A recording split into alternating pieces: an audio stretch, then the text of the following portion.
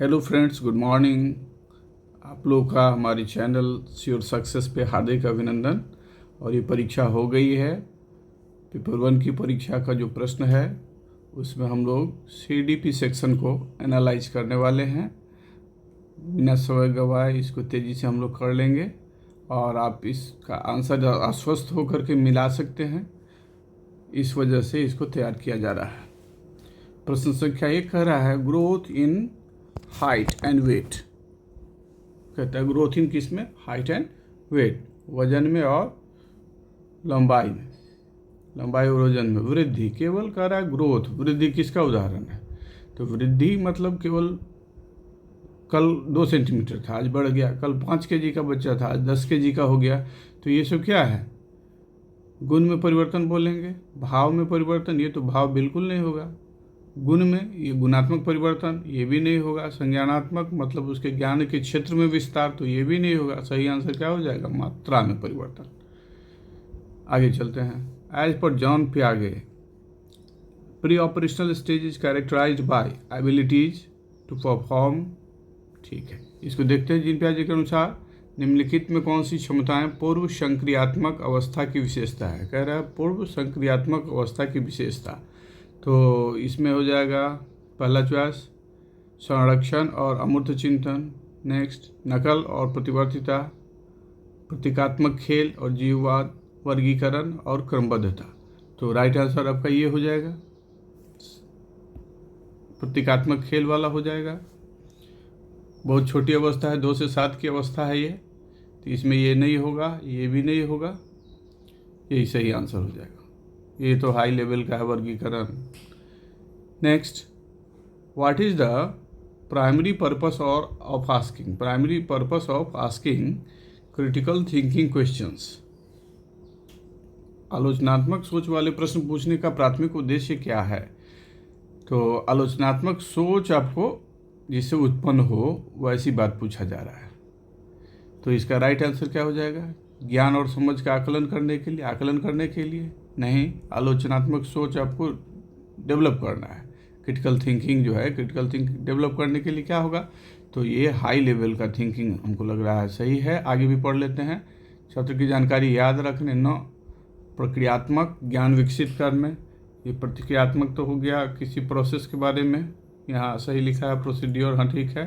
तो आपका इस समय यही second will be the right answer. उच्च स्तरीय सोच क्रिटिकल थिंकिंग, समस्या समाधान क्रिटिकल थिंकिंग, ये दोनों उच्च स्तरीय सोच। Next, heredity totally determine and individuals. आनुवंशिकता पूरी तरह से एक व्यक्ति के किसका निर्धारण करती है? आनुवंशिकता द्वारा सेक्स, जेंडर, एकेडमिक सक्सेस और लर्निंग स्टाइल। तो लर्निंग स्टाइल का हेरिडिटी से कुछ खास लेना देना होगा कि नहीं होगा? बहुत कम होगा। सेक्स, जेंडर, लिंग होना, जेंडर होना, एकेडमिक सक्सेस होना, ये सब तो निर्धारित हो ही रहा है। ये दोनों तो हो ही रहा है। एकेडमिक और लर्निंग स्टाइल जो है इसका कोई गारंटी नहीं है। तो आप इसमें जेंडर भी लिख दिया है इसको, इससे अच्छा थोड़ा कंफ्यूजिंग तो ये लग रहा है। यहाँ पे सेक्स और जेंडर दोनों में अंतर कर क्या हो गया? हेरिडिटली टोटली डिटरमाइंस एन इंडिविजुअल। 1 और 2 चॉइस में कहीं है? नहीं है। 2 अलग दिया है और 1 अलग दिया है। अगर इसको जेंडर को कहते हैं तभी मैस्कुलिन, फेमिनिन जेंडर है और न्यूट्रल जेंडर है, 3 जेंडर हो जाता है इंग्लिश में। सेक्स में मेल फीमेल और थर्ड जेंडर भी है। हालांकि ये जेंडर थोड़ा व्यापक हो गया, ये कैरेक्टराइजेशन के लिए इसमें सेक्स हो सकता है। तो ये 4th ही इसका राइट आंसर आप लें। ये सेक्स और जेंडर में ज़्यादा कन्फ्यूजन था, हेरिडिटरी बेसिस पे दोनों आते हैं। बाकी सीखना और एकेडमिक ये सब तो एक्वायर्ड ट्रेट में आएगा। ऐसे बच्चे, 5वां प्रश्न में, ऐसे बच्चे जिन्होंने बहुत कम उम्र के गंभीर सामाजिक अभाव को अनुभव किया है, सामाजिक अभाव का अनुभव किया है। आमतौर पर उनके विकास में देरी या बाधा उत्पन्न होती है और पुनर्वास के बावजूद विकास के कुछ क्षेत्रों में सुधार अधीनस्थ होने की संभावना है। यह अवधि जिसमें विकास पर्यावरणीय समर्थन से महत्वपूर्ण रूप से प्रभावित होता है कहलाती है। तो क्या कहलाती है इसमें? सहज काल, मूल काल, संवेदनशील अवधि, निगमनात्मक अवधि। तो संवेदनशील अवधि ही इसका सही हो जाएगा। छठा क्वेश्चन, निम्न में से कौन सा निरंतर एवं व्यापक मूल्यांकन का समर्थन करेगा? चॉइस पढ़ लेते हैं। वृद्धि और अधिगम प्रगति पोर्टफोलियो, मानकीकृत उपलब्धि परीक्षण, मानकीकृत बुद्धि परीक्षण और सर्वश्रेष्ठ कार्य पोर्टफोलियो। तो इसमें आपका सबसे कहता है निरंतर, कंटिन्यू होना चाहिए और सीसी जो अभी चल रहा है, सी कंटिन्यूअस कॉम्प्रिहेंसिव इवैल्यूएशन, ये सीसी के बारे में पूछा गया है। तो वो कहता है कि सबका एक पोर्टफोलियो बनाइए और रखिए। तो ये 4 will be the right answer, सर्वश्रेष्ठ कार्य पोर्टफोलियो। जो भी आप काम करते हैं उसका दिखाइए।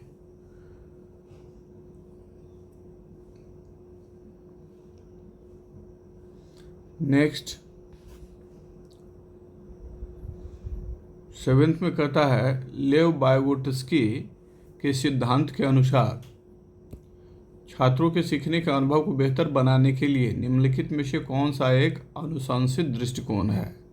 Recommended approach in order to optimise करना है, ऑप्टिमाइज स्टूडेंट्स लर्निंग एक्सपीरियंस, और बेहतर बनाने के लिए क्या इसमें उन्होंने दिया है, अनुशंसा क्या किया है। तो 7 का चॉइस पढ़ेंगे। छात्रों के वर्तमान स्तर पर आधारित उनको उचित समर्थन और मार्गदर्शन के साथ काम प्रदान करना, मार्गदर्शन की बात है, और जो है उचित समर्थन, स्कैफोल्डिंग वगैरह प्रदान करना, यह है बिल्कुल सही है, लेकिन आगे भी देखना जरूरी है। छात्रों को कोई सहायता नहीं देना, नहीं, ये तो गलत हो जाएगा।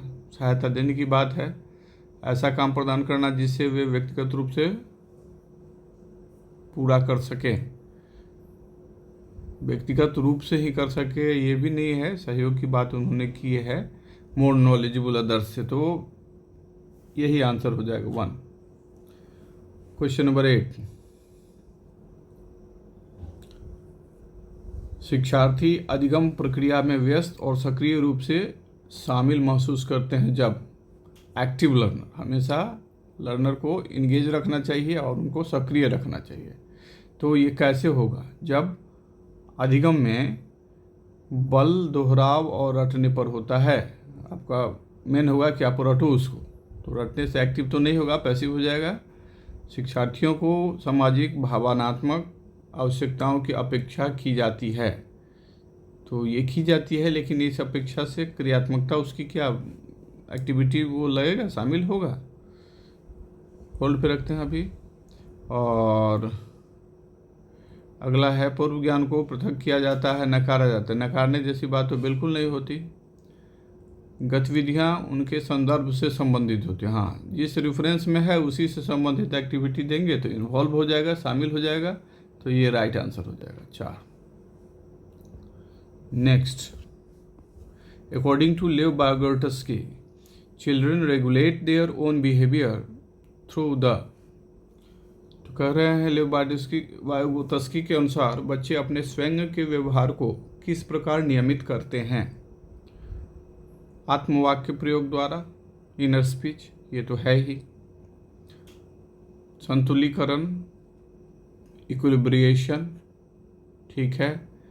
पुनर्बलन, अनुकूलन की प्रक्रियाएं। तो स्वयं के व्यवहार को नियंत्रित करने का सबसे बढ़िया इनर स्पीच होगा।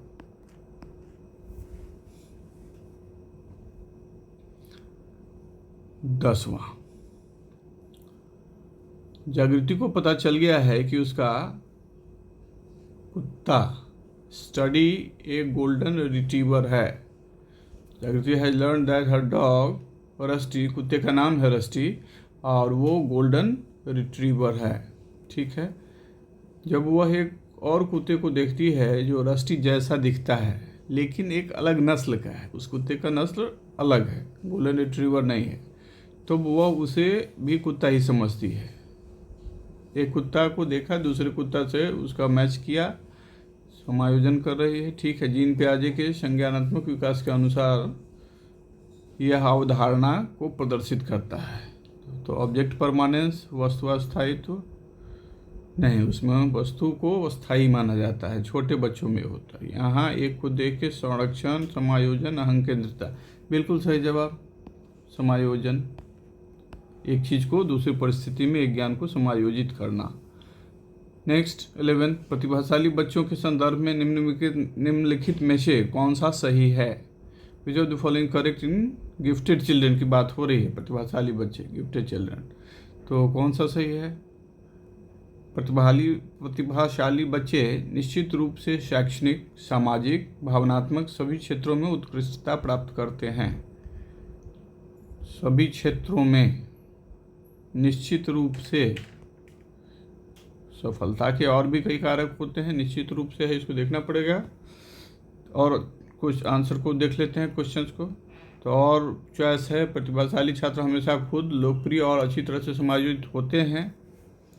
तो और भी देख लेते हैं, प्रतिभाशाली छात्र अन्य छात्रों की तुलना में अपेक्षाकृत उन्नति गति से सीखते हैं। गति की बात कर रही है, अपेक्षाकृत, तो ये भी ठीक लग रहा है। सीखने की अक्षमता के जोखिम से मुक्त होते हैं, अक्षमता के जोखिम से मुक्त होते हैं, ये भी बड़ा अजीब हो गया। तो चॉइस तो इसका बड़ा अजीब है, हाईफाई टाइप का है, कंफ्यूजिंग है। इसमें हम क्या करें? क्या सबसे बेस्ट अगर देखना है तो निश्चित रूप को इसको हम छांटना चाहेंगे। फिर जो मुक्त होते हैं, ये भी एक्सक्लूसिव वर्ड है, इसको भी छांटना पसंद करेंगे। हमेशा है, ये भी थोड़ा सा अजीब वर्ड है, तो हम लोग 3 के साथ जाएंगे तो ठीक रहेगा, क्योंकि इसमें ज़्यादा एम्फेसाइज अगर किया जाए तो वैसे चीज़ों से थोड़ा सा दूर रह सकते हैं। नेक्स्ट 12, शिक्षकों को बच्चों के साथ काम करते समय लगातार अपने स्वयं के दृष्टिकोण और पूर्वाग्रहों की जांच करनी चाहिए। दूसरा है कारण, समस्या समाधान की प्रक्रिया कार्यात्मक स्थिरता से बाधित है। तो इस दोनों को देख करके लग रहा है कि सही तो है ही, सही तो है ही दोनों। शिक्षक बच्चे के साथ काम कर रहे हैं तो स्वयं के दृष्टिकोण और पूर्वाग्रह को देखते रहेंगे कि हम कहीं बायस तो नहीं हैं, कुछ हमारी पूर्व भ्रांति जो पूर्व धारणाएँ हैं ये बच्चों पर एक्स्ट्रा तो लागू नहीं हो रही है, तो ये भी ठीक है। और समस्या समाधान की प्रक्रिया कार्यात्मक स्थिरता से बाधित है। अंग्रेजी भी इसका पढ़ लेते, process of problem solving is hindered, process hindered होता है, रुक जाता है, वाई फंक्शनल फिक्सनेस। तो ठीक है, शिक्षक की जांच की बात है और वो इसमें भी कह रहे हैं ऐसी बात है, प्रक्रिया बाधित होती है, तो दोनों तो रिलेटेड है, ठीक है, 4 के साथ जाएंगे, राइट। नेक्स्ट, गणित में अपने खराब अंकों के बारे में बात करते हुए अभी कहता है मुझे अंकों की समझ नहीं है। अंक खराब आए हैं गणित में बच्चे के, वो कह रहा है मुझे अंकों की समझ नहीं है, अंकों की समझ नहीं है। अपने प्रदर्शन का कारण किसको ठहरा रहा है? तो कह रहा है मुझे अंकों की समझ नहीं है, तो कार्य की कठिनाई नहीं है, कार्य बहुत ज़्यादा कठिन नहीं, समझ की बात है, कोशिश भी उसने किया है, योग्यता का अभाव है और किस्मत है। तो ये सही है कि अंकों की समझ ही नहीं है, तो योग्यता का उसमें अभाव है, 3 राइट आंसर। 14वां प्रश्न, शिक्षकों को कक्षा में प्रभावी संज्ञान सुनिश्चित करने के लिए बच्चों को संवेगात्मक सहारा देना चाहिए। बी, संवेग व संज्ञान एक दूसरे से जटिल रूप से संबंधित हैं, दोनों को मिलावेंगे। तो इसमें हम लोग देख रहे हैं कि ये सही तो लग रहा है, और संवेग ज्ञान एक दूसरे के जटिल रूप से संबंधित हैं, तो इसका इसके साथ संबंध है, संवेगात्मक सहारा की बात हो रही है, ठीक है। और यहाँ एक दूसरे से जटिल रूप से संबंधित है, तो जब संबंधित है और सहारा देना है तो रिलेशन भी होगा, तो ए आर की सही व्याख्या, हाँ यही होगा, सही भी है और व्याख्या भी ए आर की व्याख्या भी करता है। ठीक, अगला 15वां क्वेश्चन। 15वां क्वेश्चन में कह रहा है, निम्न में से अवधारणा के निरूपण का कौन सा क्रम बच्चों की संज्ञानात्मक क्षमताओं के उत्तरोत्तर विकास के अनुसार है? उत्तरोत्तर विकास के अनुसार है संज्ञानात्मक क्षमताओं का। तो कॉन्सेप्ट आपका कैसे डेवलप होता है, आइए देखते हैं। चॉइस में कह रहा है छवि आधारित, पहले पिक्टोरियल, उसके बाद संकेत, तब क्रिया। संकेत, क्रिया, फिर छवि। संकेत, छवि, क्रिया। छवि, क्रिया, छवि, संकेत। क्रिया तो अंत में आना बेस्ट है, तो ये चॉइस दोनों लेके पहले चलेंगे, उसके बाद छवि पहले या संकेत। तो पहले गेस्चर साइन लर्निंग जो है सबसे लो है, तो सबसे आप इसको ले लीजिए साइन। और हमारे समझ से ठीक है। कौन सा क्रम बच्चों की संज्ञानात्मक क्षमताओं को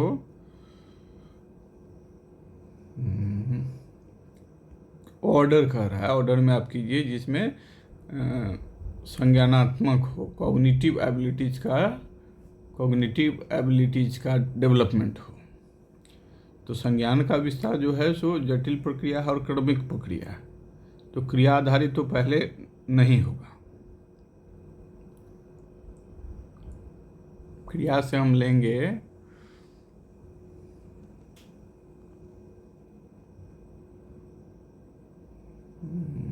कोई काम करने से भी संज्ञान का निर्माण होता है, लेकिन उसके बाद इसमें छवि आधारित दे दिया है और संकेत आधारित दे दिया है, तो कैसे लें?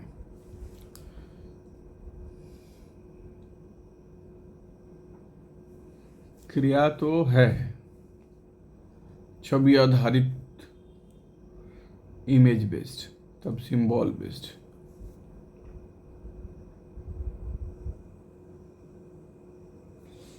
मेरे समझ से इसमें 3 ही होगा।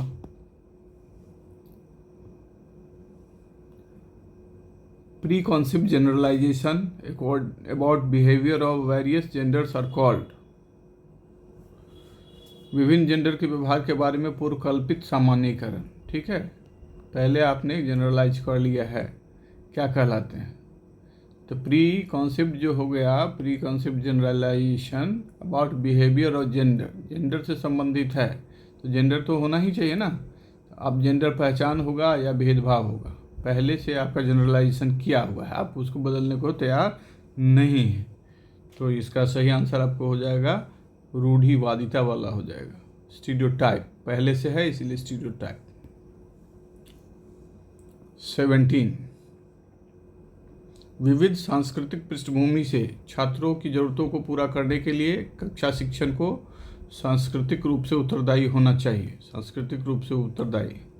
दूसरा कह रहा है कक्षा में समता केवल मानकीकृत पाठ्यचर्या व आकलन के द्वारा सुनिश्चित, केवल लगा दिया है, केवल को थोड़ा ध्यान से देखेंगे, केवल स्टैंडर्ड करिकुलम व आकलन के द्वारा, इवैल्यूएशन के द्वारा सुनिश्चित की जा सकती है। तो प्रश्न संख्या 17 में केवल लगाने से तो गड़बड़ जनरली हो ही जाता है, और आकलन इवैल्यूएशन करिकुलम द्वारा ही सारा चीज़ नहीं प्राप्त किया जा सकता है। तो हम लोग इसके साथ जाएंगे और गलत वाले के साथ जाएंगे, ये तो सही है, 2 हो जाएगा answer. Howard Gardner's concept of intelligence implicates that.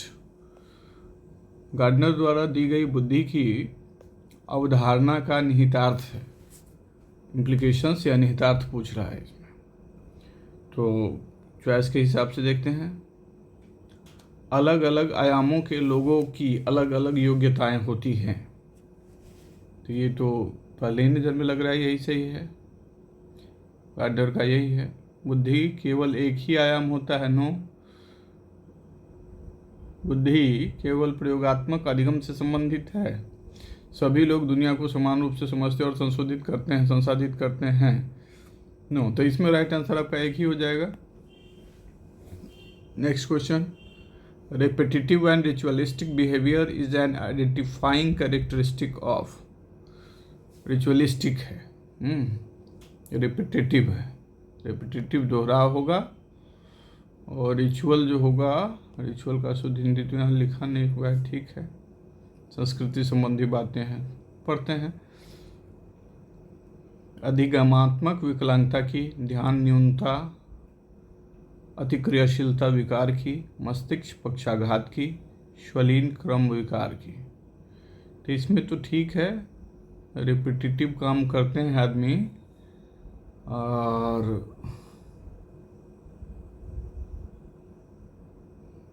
Autistic भी है थोड़ा सा,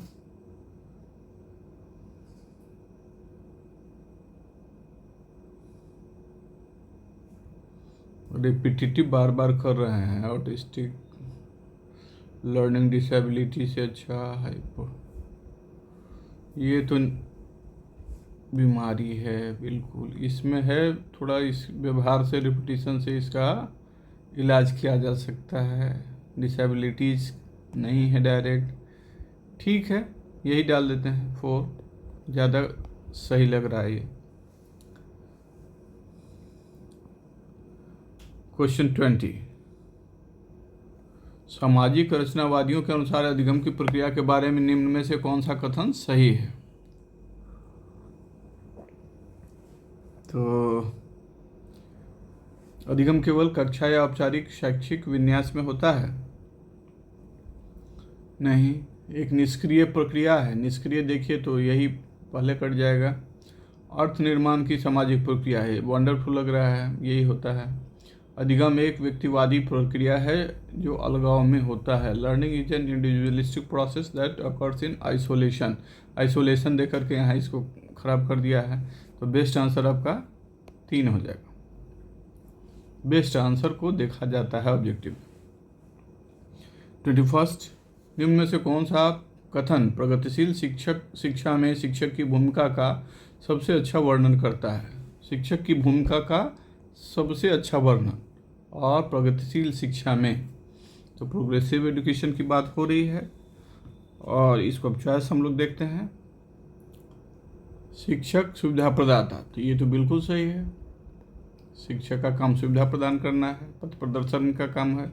शिक्षक निर्धारित पाठ्यक्रम को ज्यों का त्यों लागू करते हैं, तो ये आप लागू करेंगे तो आपका सबसे अच्छा तो नहीं होगा है, लेकिन सबसे अच्छा खोज रहा है, तो सबसे अच्छा अभी तक इन दोनों में 1 लगा। स्वतंत्र रूप से कार्य करने के लिए उनके हाल पे छोड़ देगा, तो टीचर का रोल यहाँ भी ये खत्म हो गया। ज्ञान का प्राथमिक स्रोत होते हैं, ऐसा माना ही नहीं है, आपको सुविधा प्रदाता माना है। 1 सही आंसर हो जाएगा। 22 में है, which of the following is not a characteristic of well formulated critical thinking question? तो it is based primarily on factual information. It requires analysis and evaluation of information. It promotes higher level thinking and problem solving skills. It is open-ended and allow for multiple answers. तो इसको देख रहे हैं हम लोग, उस हिसाब से कहता है well formulated critical thinking question, एक ऐसा क्वेश्चन जो आप में क्या करे, आलोचनात्मक सोच जगह है। तो इसकी विशेषता नहीं है, नहीं पूछा गया है, तो नहीं के अनुसार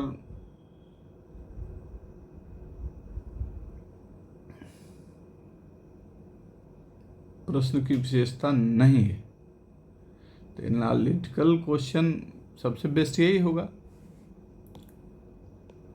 जब आप कोई फैक्ट के बारे में, तो उसका यस नो आंसर हो जाएगा, क्रिटिकल एनालिसिस की बात नहीं रहेगी, इसीलिए 1 के साथ जाएंगे हम लोग। अब रीजन असर्शंस, शिक्षकों को कक्षा में प्रश्न पूछने पर ध्यान देना चाहिए। निर्देश देने के बजाय उन्हें प्रश्न पूछने के लिए प्रोत्साहित करना चाहिए। सही है, प्रश्न पूछने के लिए प्रोत्साहित आप करिए। बाल केंद्रित शिक्षा शास्त्र का अर्थ है कक्षा में बच्चों की आवाज़ को महत्व देना, उनकी प्रतिभागिता को सुनिश्चित करना।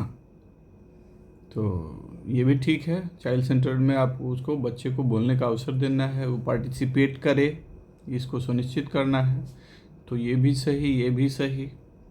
इस हिसाब से तो, और एक दूसरे में रिलेशन अब देख लेते हैं। प्रश्न पूछने पर ध्यान देना है, निर्देशन, और ये कह भी रहा है कि उसकी आवाज़ को आप महत्व दीजिए और उनको सुनिश्चित करिए। दोनों सही है, राइट आंसर ये 4 हो जाएगा।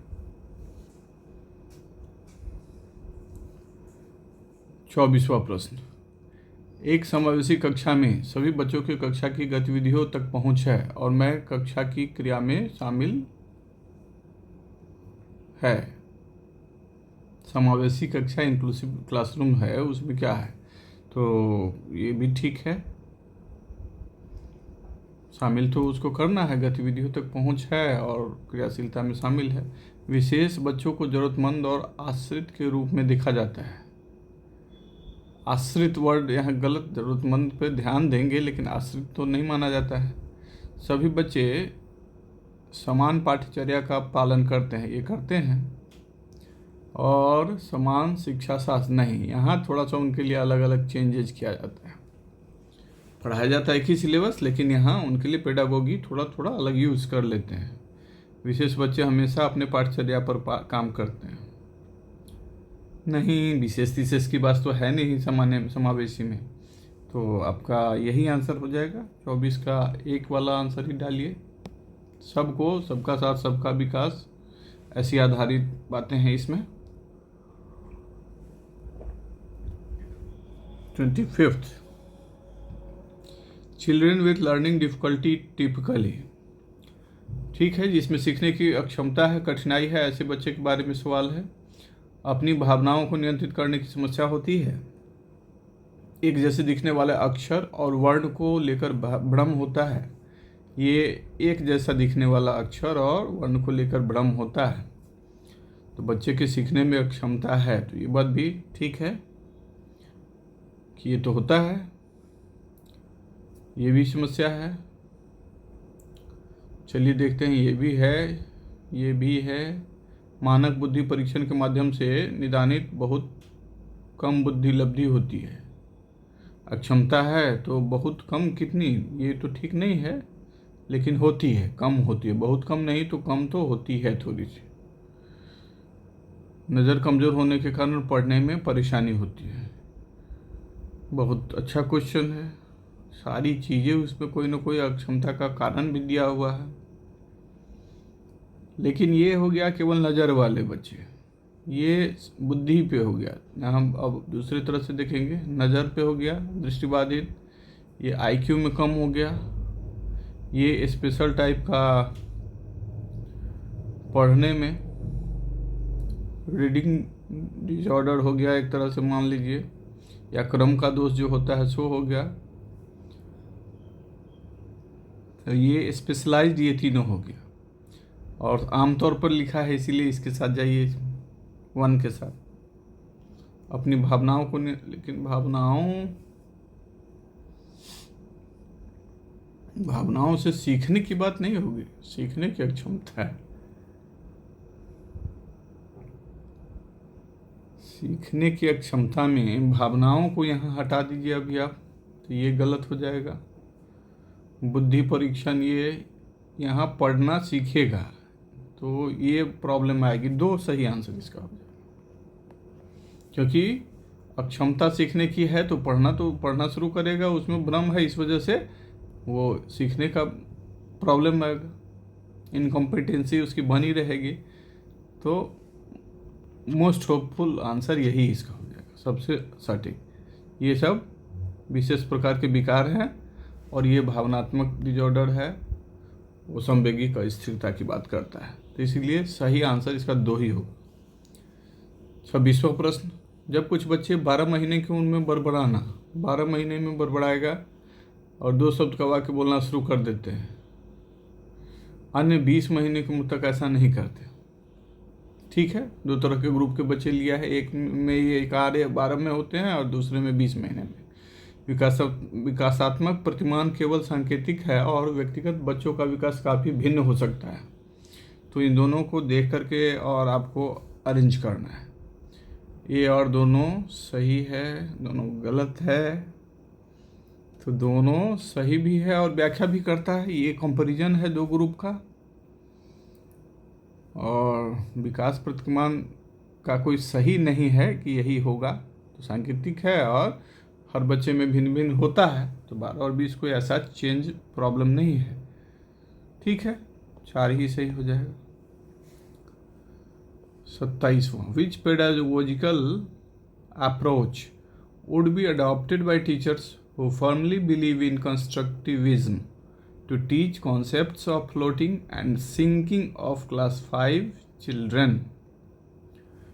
कक्षा 5वीं में बच्चों को तैरने और डूबने की अवधारणा को पढ़ा रहा है। इसके लिए संरचनावाद में दृढ़ विश्वास जिनका है, वैसे शिक्षक क्या क्या सोचेंगे, कौन का किस किस तरह का नज़रिया रखेंगे। आपको सिखाना है तैरने और डूबने, इसके कंसेप्ट को समझाना है। तो आप कैसे दिखाएंगे? वीडियो भी दिखा सकते हैं, निर्देशित खोज कर सकते हैं। ये तो खोज मतलब बच्चा स्वयं करेगा और आप उसको गाइड करेंगे। व्याख्यान विधि तो सबसे पहले आप काट के हटा लीजिए, ये तो बिल्कुल नहीं होगा। ये कर सकते हैं, पावर पॉइंट में दिखा सकते हैं, लेकिन उसमें एक के बाद दूसरे के क्रम के बीच में कट हो जाएगा। स्लाइड आगे चलेगा, फिर कट हो जाएगा, फिर दूसरा स्लाइड आएगा, कट हो जाएगा, तो सही रिलेशन नहीं आप पता कर पाएंगे। एक स्लाइड से दूसरे स्लाइड को रिलेट आपको करने में बहुत दिक्कत, गैप हो जाएगा। तो इसको भी अभी ठीक नहीं मानेंगे उतना। वीडियो दिखा सकते हैं, निर्देशित खोज कर सकते हैं। तो आपको करना है कि उनको पढ़ाने के लिए संरचनावाद कंस्ट्रक्शन कराना है। तो केवल दिखाएंगे तो ये तो पैसिव हो जाएगा, अकॉर्डिंग टू कंस्ट्रक्टिविज्म। तो आपका ये आंसर 3 निर्देशित खोज हो जाएगा। जो कंस्ट्रक्टिविस्ट करते हैं, गाइड कराते हैं, उनको कहते हैं बच्चों को एक्टिव आप पार्टिसिपेट करो। 28, हेंज की दुविधा को पेश किए जाने पर अरुणिमा तर्क देती है, कानूनन इन परिस्थितियों के लिए स्थापित नहीं किया गया था। इस स्थिति में दवा लेना वास्तविक में सही नहीं है। तो आप पढ़ चुके हैं और वहाँ दवा लेने जो जाता है और नई दवा है उसको लेने के लिए चोरी करना, इस पे ये तर्क आधारित है कि कैसे इसको क्या। तो उसको अरुणिमा तर्क देती है क्या, कि कानून इन परिस्थितियों के लिए स्थापित नहीं किया गया था। कानून में स्पेशल कोई बीमार है उसकी जान बचानी है, ऐसी चर्चा नहीं थी, इसलिए दवा लेना वास्तव में सही नहीं है। क्योंकि कानून में ऐसा परिस्थिति का चर्चा नहीं था, इसीलिए दवा लेना सही नहीं है। लेकिन यह उचित भी है, कानूनी तौर पर यह सही नहीं है, लेकिन चूंकि जान बच रही है इसीलिए उचित है। तो कोहलबर्ग के सिद्धांत के अनुसार अरुणिमा नैतिक विकास की कौन सी अवस्था है? तो प्रश्न बहुत ही अच्छा है। ये अब उसको सामाजिकता से परिचय हो रहा है, इसलिए सामाजिकता वो सीख रही है, तो वो अवस्था उसमें आ गई है। नैतिक का विरोधाभास, दंड की ओर उन्मुखीकरण नहीं, अब उचित है कह दिया तो दंड की बात नहीं होगी, इससे वो आगे बढ़ गई है। दंड यांत्रिक उद्देश्य एवं विनिमय, मैकेनिकल तो नहीं होगा। सामाजिक तो ये तो होगा, और पहला में नैतिक का विरोधाभास चल रहा है, लेकिन अंत में विरोधाभास तो यहाँ उचित है लिख दिया, तो विरोधाभास नहीं चल रहा है। आप 4 के साथ जाएं इसमें, क्योंकि विरोधाभास अब नहीं रहा। 29, विकास के संदर्भ में निम्नलिखित में से कौन सा कथन सही है? विकास चक्रीय तरीके से होता है, रैखिक नहीं। डेवलपमेंट प्रोसेस कैसा है? साइक्लिकल है। Spiral manner, not linear. ठीक है।